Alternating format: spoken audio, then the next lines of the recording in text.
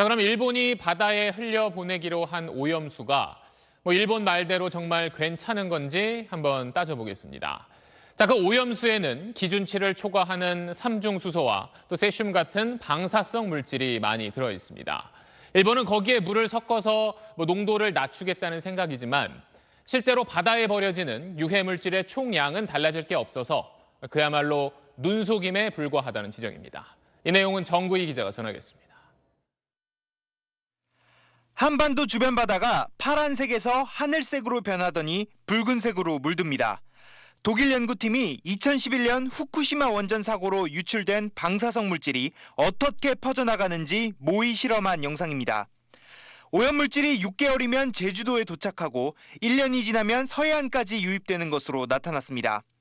사고 10년이 지난 현재는 태평양 전체로 퍼져나갔을 거로 예측됐습니다. 문제는 일본이 또 버리겠다는 오염수에도 각종 방사성 물질이 들어있다는 겁니다. 특히 유전자 변형을 일으킬 수 있는 액체 상태의 삼중수소는 기술적으로 제거가 사실상 불가능합니다. 사고 10년이 지났는데도 농도가 여전히 기준치의 10배가 넘습니다.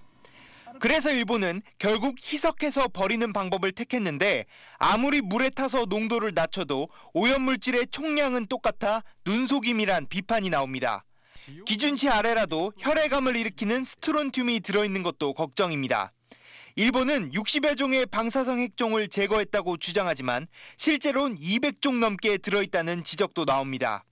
기술자가 볼 때는 나머지 140개 대는 어떻게 했을까? 삼중수소가 있다는 건 중수소가 있다는 것이고 플루토늄이 있다는 것이고 다른 많은 게 있을 수도 있다.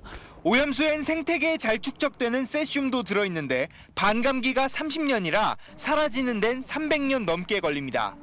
지난 2월 후쿠시마 앞바다에선 이런 세슘 농도가 기준치의 5배가 넘는 우럭이 잡히기도 했습니다. SBS 정구희입니다. 네, 안녕하십니까, 김현우입니다. 더 많은 뉴스와 라이브 이벤트를 보고 싶으시면 화면 오른쪽을 눌러서 구독해 보시길 바라겠습니다. 또 저희 SBS 앱을 다운로드하시면 속보 알림도 받아보실 수 있습니다. 항상 저희 SBS 뉴스를 시청해 주셔서 대단히 고맙습니다.